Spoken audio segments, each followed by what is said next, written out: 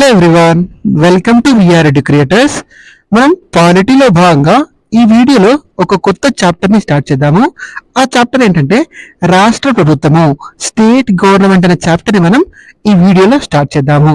అయితే మన భారత రాజ్యాంగంలో ఈ రాష్ట్ర ప్రభుత్వం గురించి ఏ భాగంలో పొందుపరిచారు, అదేవిధంగా రాష్ట్ర ప్రభుత్వానికి సంబంధించినటువంటి ఆర్టికల్స్ ఎక్కడి నుండి ఎక్కడి వరకు ఉన్నాయి అనే అంశాన్ని మనం ముందుగా నేర్చుకోవాలి. మన భారత రాజ్యాంగంలో రాష్ట్ర ప్రభుత్వం, స్టేట్ గవర్నమెంట్ గురించి ఏ భాగంలో పొందుపరిచారండి? 6వ భాగంలో పొందుపరిచారు. పార్ట్ 6 లో పొందుపరిచారు మన భారత రాజ్యాంగంలో ఈ రాష్ట్ర ప్రభుత్వం గురించి. ఇంతకుముందు మనం కేంద్ర ప్రభుత్వం గురించి నేర్చుకున్నాం కదా. కేంద్ర ప్రభుత్వం గురించి ఏ భాగంలో ఉందండి? 5వ భాగంలో ఉంది. రాష్ట్ర ప్రభుత్వం గురించి ఏ భాగంలో ఉందండి? 6వ భాగంలో ఉంది. మన భారత రాజ్యాంగంలో రాష్ట్ర ప్రభుత్వానికి సంబంధించినటువంటి ఆర్టికల్స్ ఎక్కడి నుండి ఎక్కడి వరకు ఉన్నాయి అనే అంశం మనం నేర్చుకోవాలి. సో వీటికి సంబంధించిన ఆర్టికల్స్ ఎక్కడి నుండి ఎక్కడి వరకు ఉన్నాయంటే ఆర్టికల్ 152 నుండి ఆర్టికల్ 213 వరకు. ఎంత అండి? ఆర్టికల్ 152 నుండి ఆర్టికల్ 213 వరకు మన భారత రాజ్యాంగంలో రాష్ట్ర ప్రభుత్వం, స్టేట్ గవర్నమెంట్ గురించి తెలియజేస్తాయి. భాగం అంటేనేమో 6వ భాగము, ఆర్టికల్స్ అంటేనేమో ఆర్టికల్ 152 నుండి ఆర్టికల్ 213 వరకు కేంద్ర ప్రభుత్వం గురించి తెలియజేస్తాయి. అయితే మన భారత రాజ్యాంగంలో ఏ తరహా పాలన అమల్లో ఉందండి? పార్లమెంటరీ తరహా పాలన అమల్లో ఉంది. ఈ పాయింట్ మనకు గత గ్రూప్ 2లో అడగడం జరిగిందండి. భారతదేశంలో ఏ తరహా పాలన అమల్లో ఉందండి? పార్లమెంటరీ తరహా పాలన అమల్లో ఉంది.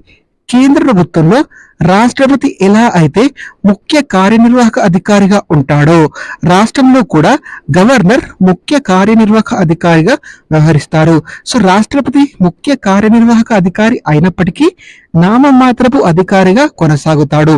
వాస్తవ అధికారాలన్నీ ఎవరి దగ్గర ఉంటాయండి? మనకి ప్రధానమంత్రి దగ్గర ఉంటాయి.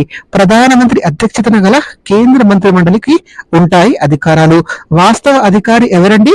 ప్రధానమంత్రి. అదేవిధంగా రాష్ట్ర ప్రభుత్వంలో కూడా గవర్నర్ ముఖ్య కార్యనిర్వాహక అధికారిగా మన ముఖ్యమంత్రి అధ్యక్షతన గల మంత్రి మండలి సలహా మేరకు తన బాధ్యతలను నిర్వహిస్తాడు. ముఖ్య కార్యనిర్వాహక అధికారి గవర్నర్ అయినప్పటికీ వాస్తవ అధికారాలన్నీ ఎవరి దగ్గర ఉంటాయండి? ఆయా రాష్ట్రాల ముఖ్యమంత్రులకు వాస్తవ అధికారాలు ఉంటాయి. చాలా చాలా ఇంపార్టెంట్, గుర్తుపెట్టుకోండి. ఈ డిఫరెన్స్ మీకు తెలిసి ఉండాలి. మనకి గవర్నర్ కేంద్ర ప్రభుత్వానికి, రాష్ట్ర ప్రభుత్వానికి మధ్య మధ్యవర్తిగా వ్యవహరిస్తారు. ఎలా వ్యవహరిస్తారండి? కేంద్ర ప్రభుత్వానికి, రాష్ట్ర ప్రభుత్వానికి మధ్య గవర్నర్ మధ్యవర్తిగా వ్యవహరించడం జరుగుతుంది. చాలా చాలా ఇంపార్టెంట్, గుర్తుపెట్టుకోండి. మన భారతదేశంలో ఎలాంటి పాలన అమల్లో ఉందండి? పార్లమెంటరీ తరహా పాలన అమల్లో ఉంది. అయితే రాష్ట్ర గవర్నర్ కి సంబంధించినటువంటి ఆర్టికల్స్ ఎక్కడి నుండి ఎక్కడి వరకు ఉంటాయో చూద్దామండి. ఆర్టికల్ 153 నుండి ఆర్టికల్ 167 వరకు మనకు భారత రాజ్యాంగంలో రాష్ట్ర గవర్నర్ కు సంబంధించినటువంటి ఆర్టికల్స్ తెలియజేస్తాయండి. ఒక్కొక్కటిగా నేర్చుకునే ప్రయత్నం చేద్దాము. ఆర్టికల్ 153 ఏం తెలియజేస్తుందో చూద్దామండి. ఆర్టికల్ 153 ప్రకారము ప్రతి రాష్ట్రానికి ఒక గవర్నర్ ఉంటాడు. సో ప్రతి రాష్ట్రానికి ఒక గవర్నర్ ఉంటాడు అని మనకు ఏ ప్రకరణ తెలియజేస్తుందండి? ఆర్టికల్ 153 తెలియజేస్తుందండి. అయితే దీన్ని 7వ రాజ్యాంగ సవరణ చట్టం, ఎన్నవ రాజ్యాంగ సవరణ చట్టం అండి? 7వ రాజ్యాంగ సవరణ చట్టం 1956 ద్వారా సవరించి ఏం చేశారంటే 2 లేదా అంతకంటే ఎక్కువ రాష్ట్రాలకు కూడా, 2 లేదా అంతకంటే ఎక్కువ రాష్ట్రాలకు కూడా ఉమ్మడి గవర్నర్ ఉంటాడు అని చేర్చారండి. చాలా చాలా ఇంపార్టెంట్. ప్రారంభంలో ప్రతి రాష్ట్రానికి ఒక గవర్నర్ అని ఉండే దీన్ని 7వ రాజ్యాంగ సవరణ చట్టం 1956 ద్వారా సవరించి 2 లేదా అంతకంటే ఎక్కువ రాష్ట్రాలకి కూడా ఉమ్మడి గవర్నర్ ఉండవచ్చు అని చేర్చారండి. నెక్స్ట్ మనం ఆర్టికల్ 155 గురించి నేర్చుకుందామండి. ఈ ఆర్టికల్ 155 ఏం తెలియజేస్తుందంటే గవర్నర్ ను నియమించేది ఎవరిని? గవర్నర్ ను ఎవరు నియమిస్తారండి? భారత రాష్ట్రపతి గారు నియమిస్తారు గవర్నర్ ని. చాలా చాలా ఇంపార్టెంట్, గుర్తుపెట్టుకోండి. మనం ఈ గవర్నర్ నియమించే పద్ధతిని ఎక్కడి నుండి గ్రహించాము అంటే కెనడా నుండి గ్రహించాము. ఎక్కడి నుండి గ్రహించామండి? కెనడా నుండి గ్రహించాము. సో గవర్నర్ ను నియమించే పద్ధతిని కెనడా నుండి గ్రహించాము. అసలు ఈ గవర్నర్ ఆఫీస్, గవర్నర్ పదవిని మనం ఎక్కడి నుండి తీసుకున్నాం అనేది చాలా చాలా ఇంపార్టెంట్ అండి. నియమించే పద్ధతి ఏమో కెనడా నుండి, ఈ గవర్నర్ ఆఫీస్, గవర్నర్ పదవిని మనం ఎక్కడి నుండి తీసుకున్నామండి? భారత ప్రభుత్వ చట్టం 1935 నుండి. ఎక్కడి నుండి? భారత ప్రభుత్వ చట్టం 1935 నుండి మనం ఈ గవర్నర్ ఆఫీస్, గవర్నర్ పదవిని మనం స్వీకరించడం జరిగిందండి. ఇది already sub inspector of police exam లో అడగడం జరిగిందండి. సో చాలా చాలా ఇంపార్టెంట్, గుర్తుపెట్టుకోండి. రాబోయే ఎగ్జామ్ లో కూడా అడగవచ్చు. నియమించే పద్ధతినేమో కెనడా నుండి తీసుకున్నాము. గవర్నర్ పదవిని భారత ప్రభుత్వ చట్టం 1935 నుండి తీసుకోవడం జరిగింది. నెక్స్ట్ మనం ఆర్టికల్ 156 గురించి నేర్చుకుందామండి. ఆర్టికల్ 156 ఏం తెలియజేస్తుందంటే గవర్నర్ పదవీ కాలం గురించి తెలియజేస్తుంది. దేని గురించి అండి? గవర్నర్ యొక్క పదవీ కాలం గురించి, టెన్యూర్ గురించి తెలియజేస్తుంది. ఇలా మనం ఆర్టికల్ 156 సబ్ క్లాస్ 1 ఏం తెలియజేస్తుందో చూద్దాము. గవర్నర్ పదవీ కాలం ఎన్ని సంవత్సరాలండి? 5 సంవత్సరాల పాటు గవర్నర్ పదవీ కాలం ఉంటుంది. పదవీ చేపట్టిన తేదీ నుండి 5 సంవత్సరాల పాటు గవర్నర్ గారు పదవిలో కొనసాగుతారు. అయితే గవర్నర్ పదవిలో ఉండాలంటే రాష్ట్రపతి విశ్వాసం ఉన్నంత వరకు మాత్రమే పదవిలో కొనసాగుతారు. గవర్నర్ యొక్క పదవీ కాలం 5 సంవత్సరాలు అయినప్పటికీ రాష్ట్రపతి యొక్క విశ్వాసం ఉన్నంత వరకు మాత్రమే గవర్నర్ గారు ఆ పదవిలో కొనసాగడం జరుగుతుంది. మీరు చాలా సందర్భాల్లో చూస్తారండి, కేంద్రంలో మనకు అధికారం మారగానే ఆయా రాష్ట్రాల గవర్నర్ను మార్చేస్తారు. వారి పదవీ కాలం 5 సంవత్సరాలు పూర్తి కాకపోయినప్పటికీ గవర్నర్ల యొక్క మార్పు జరుగుతుంది. ఎందుకండి? రాష్ట్రపతి విశ్వాసం ఉన్నంత వరకు మాత్రమే మనకి గవర్నర్ పదవిలో కొనసాగుతారు. ఈ పాయింట్ చాలా చాలా ఇంపార్టెంట్. తొలగింపు చూద్దాము. గవర్నర్ తొలగింపు గురించి ప్రత్యేక కారణాలు ఏవి కూడా మన భారత రాజ్యాంగంలో ప్రస్తావించలేదు. చాలా చాలా ఇంపార్టెంట్ అండి. గవర్నర్ తొలగింపు గురించి ప్రత్యేక కారణాలు ఏవి కూడా మన భారత రాజ్యాంగంలో ప్రస్తావించలేదు. రాష్ట్రపతి ఒక ఆదేశం ద్వారా గవర్నర్ను తొలగించడం జరుగుతుంది. మనకి రాష్ట్రపతికి సంబంధించిన తొలగింపు ఎలా జరుగుతుందండి? అభిశంసన ప్రక్రియ ద్వారా జరుగుతుందండి. మహాభియోగ తీర్మానం ద్వారా జరుగుతుంది. కానీ గవర్నర్లకు అలాంటి ఏమంటారు పద్ధతి ఏదీ లేదు. కేవలం రాష్ట్రపతి ఒక ఆదేశం ద్వారా గవర్నర్ను తొలగించవచ్చు. 5 సంవత్సరాల పదవీ కాలం అయినప్పటికీ కేవలం రాష్ట్రపతి విశ్వాసం ఉన్నంత వరకు మాత్రమే గవర్నర్ ఆ పదవిలో కొనసాగుతారు. చాలా చాలా ఇంపార్టెంట్, ఈ పాయింట్ మీరు గుర్తుపెట్టుకోండి. నెక్స్ట్ మనం ఆర్టికల్ 157 చూద్దామండి. ఆర్టికల్ 157 ఏం తెలియజేస్తుందండి? ఇది అర్హతల గురించి తెలియజేస్తుంది. గవర్నర్ గా నియమించబడాలంటే అర్హతల గురించి ఈ ఆర్టికల్ తెలియజేస్తుందండి. ఫస్ట్ భారతీయ పౌరుడై ఉండాలి. ఏంటండి? గవర్నర్ గా నియమించబడాలంటే భారతీయ పౌరుడై ఉండాలి. 35 సంవత్సరాల వయసు నిండి ఉండాలి. ఎన్ని సంవత్సరాలండి? 35 సంవత్సరాల వయసు నిండి ఉండాలి. లాభదాయక పదవుల్లో ఉండరాదు. ఏంటండి? లాభదాయక పదవుల్లో ఉండరాదు. ఇవి గవర్నర్ గా నియమించబడాలంటే ఒక వ్యక్తికి ఉండాల్సిన అర్హతల గురించి తెలియజేస్తాయండి. నెక్స్ట్ మనం ఆర్టికల్ 158 గురించి నేర్చుకుందామండి. ఆర్టికల్ 158 ఏం తెలియజేస్తుందంటే దీని ప్రకారం గవర్నర్ గా నియమించబడే వ్యక్తి పార్లమెంట్ లో కానీ రాష్ట్రాల శాసనసభలో కానీ, ఏంటండి?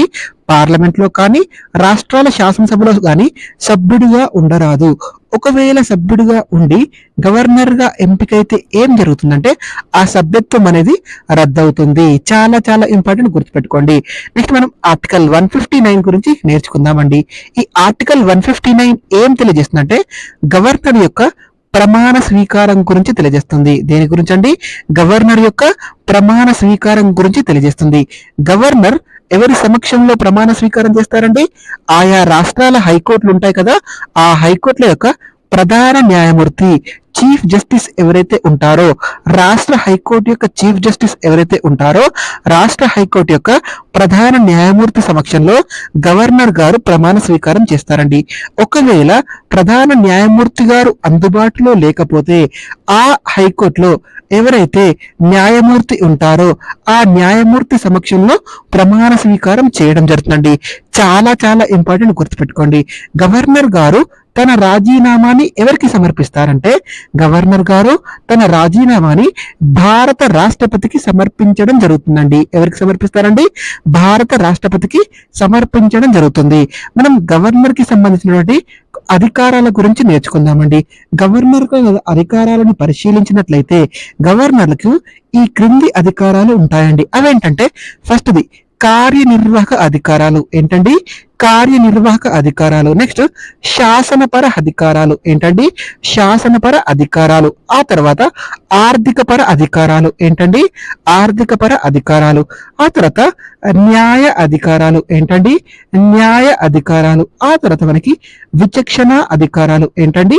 విచక్షణ అధికారాలు. ఒక్కసారి చూడండి, కార్యనిర్వాహక అధికారాలు, శాసనపర అధికారాలు, ఆర్థిక అధికారాలు, న్యాయ అధికారాలు, విచక్షణ అధికారాలు.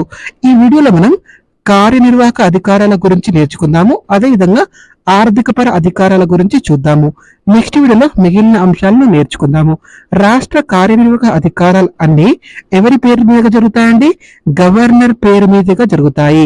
గవర్నర్ రాష్ట్రంలో జరిగే అన్ని నియామకాలు కూడా, అపాయింట్మెంట్స్ అన్ని కూడా గవర్నర్ పేరు మీదుగానే జరుగుతాయండి. ఎవరి పేరు మీదుగా జరుగుతాయండి? గవర్నర్ పేరు మీదుగానే జరుగుతాయి. మనకి ఆర్టికల్ 164 సబ్ క్లాస్ 1 ఏం తెలియజేస్తుందంటే, రాష్ట్ర ముఖ్యమంత్రిని, అదేవిధంగా మంత్రి మండలి ఎవరైతే ఉంటారో రాష్ట్ర ముఖ్యమంత్రిని, ఆ ముఖ్యమంత్రి యొక్క సూచనలతో మంత్రి మండలిని గవర్నర్ గారు నియమిస్తారు. దీనికి సంబంధించినటువంటి ఆర్టికల్ ఎంత అండి? Article 164 sub class 1. ఈ ఆర్టికల్ చాలా చాలా ఇంపార్టెంట్, గుర్తుపెట్టుకోండి, రాబోయే ఎగ్జామ్ లో అడగడానికి అవకాశం ఉంది. నెక్స్ట్ మనం ఆర్టికల్ 165 చూద్దామండి. రాష్ట్రంలో మనకి అడ్వకేట్ జనరల్ ఎవరైతే ఉంటారో, మనకి రాష్ట్ర ప్రభుత్వం తరఫున అడ్వకేట్ జనరల్ ఎవరైతే ఉంటారో ఈ అడ్వకేట్ జనరల్ ని నియమించేది గవర్నర్ గారు. ఆ తర్వాత మనకి ఆర్టికల్ 243K ఏం తెలిసిందంటే, రాష్ట్ర ఎన్నికల సంఘం ఏదైతే ఉంటుందో ఈ రాష్ట్ర ఎన్నికల సంఘాన్ని గవర్నర్ గారు నియమించడం జరుగుతుంది. ఆ తర్వాత మనకి ఆర్టికల్ 243 సబ్ క్లాస్ I ఏం తెలిసిందో చూద్దాము. దీని ప్రకారం రాష్ట్ర గవర్నర్ గారు ఆయా రాష్ట్రాల యొక్క ఆర్థిక సంఘం ఉంటుంది కదండి, ఆర్థిక సంఘాన్ని నియమించడం జరుగుతుంది, ఏర్పాటు చేయడం జరుగుతుంది. నెక్స్ట్ మనకు ఆర్టికల్ 316 ప్రకారము ఎంత అండి? ఆర్టికల్ 316 ప్రకారము స్టేట్ పబ్లిక్ సర్వీస్ కమిషన్స్, రాష్ట్రాల యొక్క పబ్లిక్ సర్వీస్ కమిషన్లు ఏవైతే ఉంటాయో ఆ రాష్ట్రాల యొక్క పబ్లిక్ సర్వీస్ కమిషన్ల చైర్మన్ సభ్యుల నియామకానికి సంబంధించి గవర్నర్ గారు అధికారాన్ని కలిగి ఉండడం జరుగుతుందండి.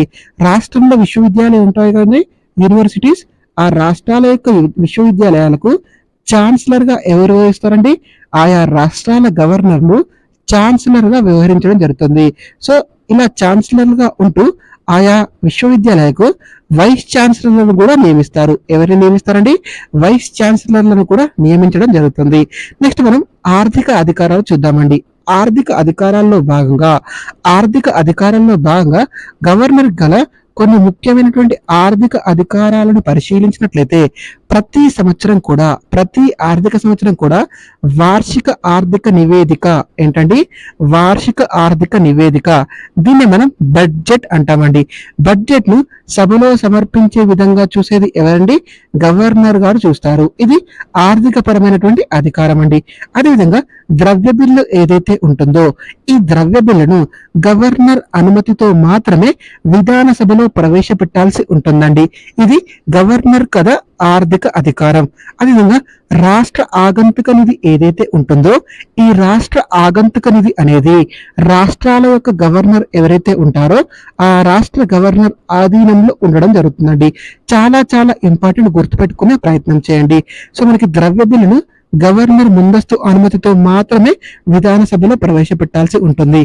గవర్నర్ అనుమతి లేకుండా ప్రవేశపెట్టవచ్చా? ప్రవేశపెట్టడానికి వీలు లేదు.